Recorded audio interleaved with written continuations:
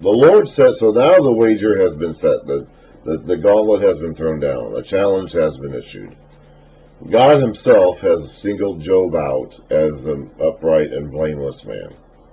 There's no one on earth like him. And so Satan has responded that Job only follows God because Job wants to get goods out of God. He wants to be blessed. He believes in a prosperity gospel, in other words. And God apparently doesn't think so. God thinks that Job will be his faithful servant, even if he doesn't get blessed materially for being his faithful servant.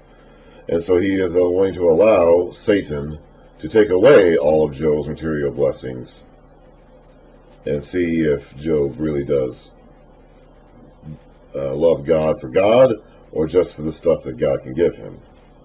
So the Lord said to Satan, very well then, everything he has is in your hands, but on the man himself do not lay a finger. Then Satan went out from the presence of the Lord.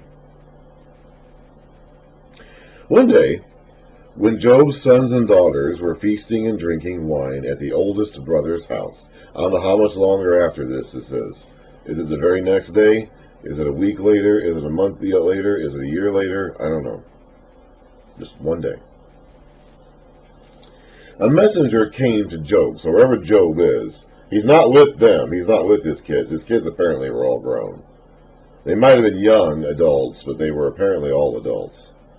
So Job was out doing something else somewhere else, and his children are at the oldest brother's house for one of their parties. A messenger came to Job and said, the oxen were plowing, and the donkeys were grazing nearby, and the Sabaeans attacked and carried them off. They put the servants to the sword, and I am the only one who has escaped to tell you. While he was out, the Sabaeans are a people group, I guess, from that area. Apparently they're in the business of attacking and carrying off another man's stuff, huh? While he was still speaking, another messenger came and said, the fire of God, now that's lightning. When you see the fire of God, that means lightning. The fire of God fell from the sky and burned up the sheep and the servants. And I am the only one who has escaped to tell you. So we've used hostile enemy raiding parties, and now we've used lightning as our tools to beset Job. While he was still speaking, another messenger came and said, the Chaldeans, now that's the Babylonians, the early name for the Babylonians. That's where Abraham came from, Ur of the Chaldees. So these are the Babylonians, the early Babylonians, basically. The people the Babylonians will come out of later on. The Chaldeans formed 3 raiding parties and swept down on your camels and carried them off. They put the servants to the sword, and I am the only one who has escaped to tell you. So we've lost all of our donkeys and all of our oxen, all of our sheep, and all of our camels. And these are the things that we read about in Job 1 verse 3. 7,000 sheep, 3,000 camels, 500 yoke of oxen, 500 donkeys. So it's all gone now. And a large number of servants. So all these animals and all these servants are gone. But the real blow was yet to be delivered. While he was still speaking. Because in verse 2, chapter 1 verse 2, we still had 7 sons and 3 daughters. We gotta take them away too now, don't we? So while he was still speaking, yet another messenger came and said, your sons and daughters were feasting and drinking at the oldest brother's house, when suddenly a mighty wind swept in from the desert. That'd be the hot eastern wind, and struck the 4 corners of the house.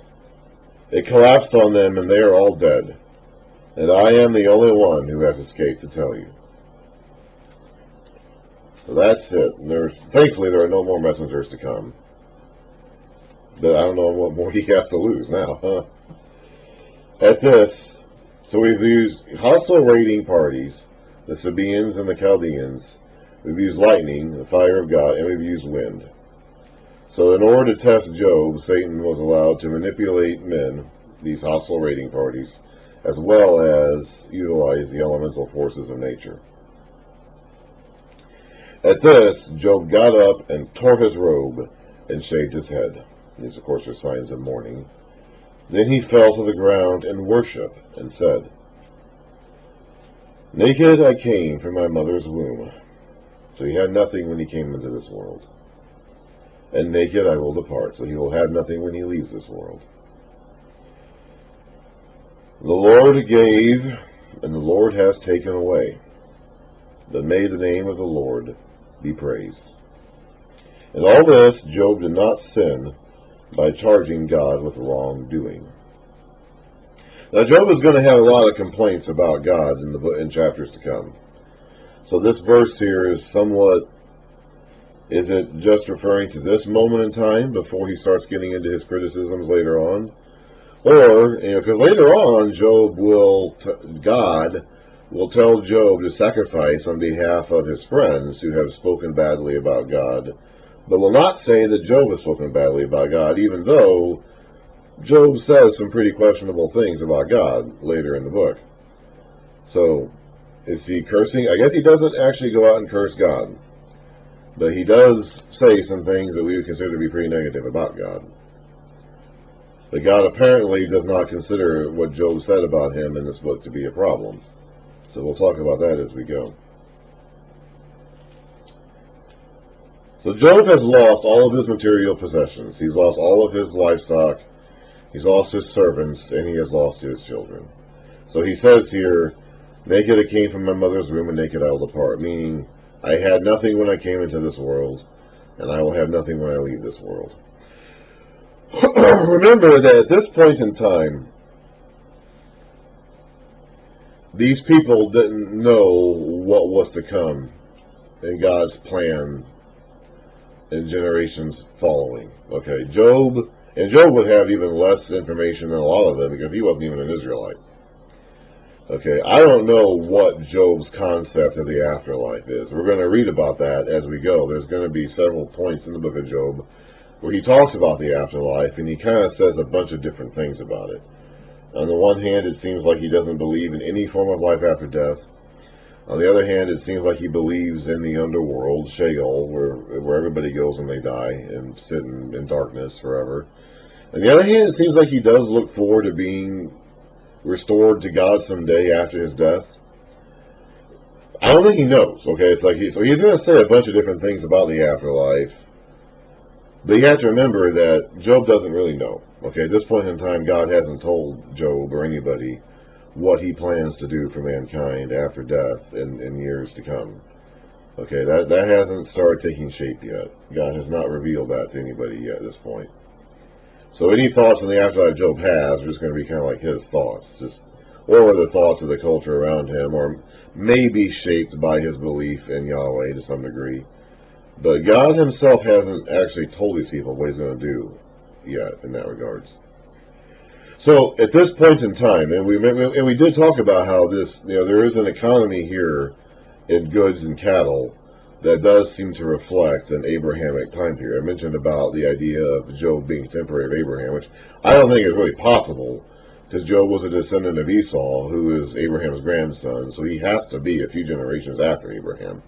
But he does seem to be a patriarch. He's acting like a patriarch. He's acting as a priest for his family. And the economy here about owning stuff, owning cattle and livestock, being your way of your sign of material wealth, seems to reflect. This is the sort of thing they talked about with Abraham and Isaac. This is how much stuff they had. So it does seem to have kind of like that backdrop as like this is the sort of world Job was living in at this time. And the way you became great at this point in time was to have a great name. Okay? To have lots of sons who would carry on your name. We read about that way back in Abraham's day. Abraham did not have a son for so long. So how is his name going to become great? God tells him that his name is going to be great. That's how God gets him to come out of Ur. That's the offering that God gives to Abraham to get him to come out of Ur and go to the land that God will show him. I'm going to make your name great. I'm going to bless you. Your people are going to be a blessing. The nations are going to come from you. He doesn't talk to him about restoring life everlasting to him after he dies. He doesn't say anything about that to Abraham at any point in his life. Doesn't say that to Job either. The idea of immortality, the idea of living forever in this culture is tied in with your name living forever. You cannot. Okay? You cannot live forever. As Joshua said when he died at the end of the book of Joshua, he says, I'm about to go the way of all the earth. I'm about to die. You cannot live forever. But your name can live forever. Your name can be great. Your name can be remembered. The worst thing that could happen to any of these people in this day and time was to die without sons, was to die without children, so that your name dies out. Okay, they went to great lengths to avoid having their names die out. It's part of their law about what to do if a man dies without sons. You know, how do you keep your name from dying out? Like that to them is oblivion. Like that, we would. Our concept of eternal punishment is tied up in this idea of hell, eternal punishment and fire and hell. Their idea of eternal punishment or eternal oblivion was not that. Their idea of eternal oblivion was dying and everyone forgetting about you, your name dying off from the earth. So when Job talks about coming out of his mother's womb naked and going back naked, he's saying that I came from my mother's womb with nothing, and I will go back. I will go to the grave. I'll return to the womb, which is kind of sometimes used as a metaphor for the earth or the underworld. Naked. I don't have anything. I have accomplished nothing. My life is now meaningless. We'll read more about his thoughts on that in chapter 3 and in other chapters. Because now that he has no material possessions and no children to carry on his name, his life is now meaningless. He has accomplished nothing. He had nothing when he came into this world, and he will have nothing when he leaves it. On another day, the angels, or the sons of God, came to present themselves before the Lord. So I don't know, is this the next day? Is this a week later, a month later, a year later, 2 years later? I don't know. Came to present themselves before the Lord, and the Satan also came with them to present himself before him. So it seems here like he's lining up for the daily roll call. Like this is just what they do. They are summoned to the throne of the Lord to provide an account for what they're doing on earth. And the Lord said to Satan, where have you come from? Now God again does not need to ask Satan this question because he doesn't know where he's coming from. I presume that the Lord was going through all of his sons of God, all of his angels, and asking all of them where they were coming from. We don't read about any of the other interviews. I'm assuming, I get the impression that this is a regular thing. That God has this council of angels. Now, in other belief systems in the world at this time, the divine council will be made up of gods, like equal beings that are discussing with themselves how to run the world. The divine council that's pictured in the Old Testament is not that way. You have one being, God, who stands apart from the rest, and these other beings that make up his council do not have the same level of power or authority he does. They are merely his agents that administer his will for the world. But the idea of the divine council is common in culture at this time. But it's different here in that there's not a room full of equal beings discussing with themselves what they need to do. This is apparently one superior being calling all of these lesser beings to him and getting an account from them on what they're doing on a daily basis. That's the impression I get. And so it doesn't seem to me like the Satan or the adversary is an intruder here. It seems to me like he's answering the daily roll call. But I don't know. Satan answered the Lord, from roaming through the earth and going back and forth in it. Then the Lord said to Satan, have you considered my servant Job? There is no one on earth like him.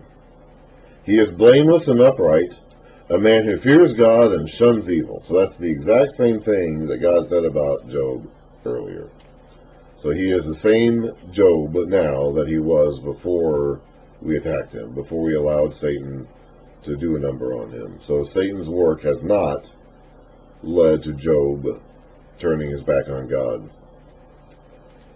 And he still maintains his integrity, even though you incited me against him to ruin him without any reason.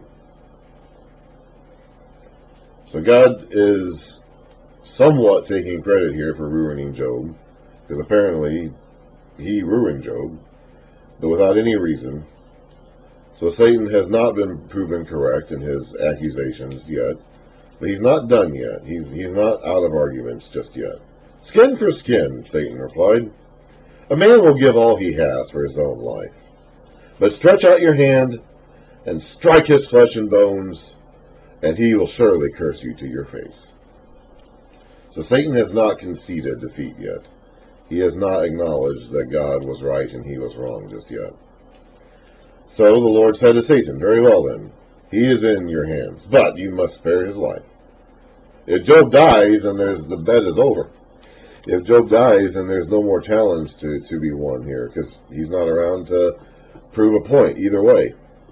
So he has to be allowed to live through this, because the whole test is about how he's going to respond to his woes.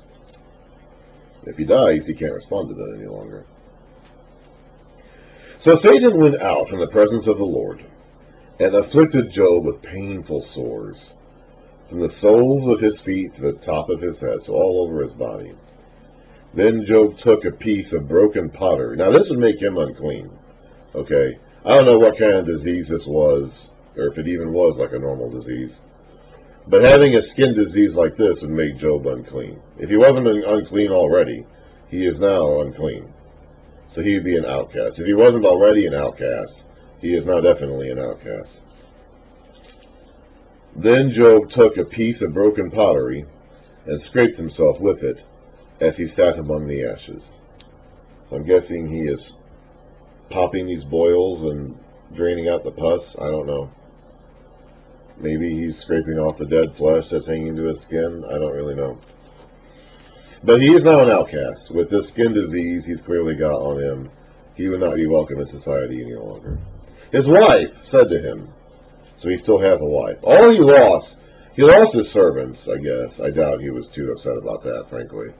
But as far as people goes, he lost his children. He still has a family. His wife is still alive, and he still has brothers and sisters and other relatives who are still out there. He'll mention them later. So all he lost was his children in terms of people, the members of his family. His wife is still alive too. And his wife lost everything he had. Okay, but she's not the one being tested here. His wife lost all the stuff that Job lost because she was his wife, so those are her kids too. And she's not going to respond to the test very well, but then again, she's not the one being tested. His wife said to him, "Are you still holding on to your integrity? Curse God and die." I believe in the original language the word curse is actually bless, but she's using it as a euphemism, I guess you could say, meaning curse.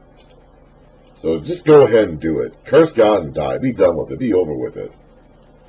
He replied, "You are talking like a foolish woman. Shall we accept good from God and not trouble?" In all this, Job did not sin in what he said. So far, so good. So far, he's holding the line.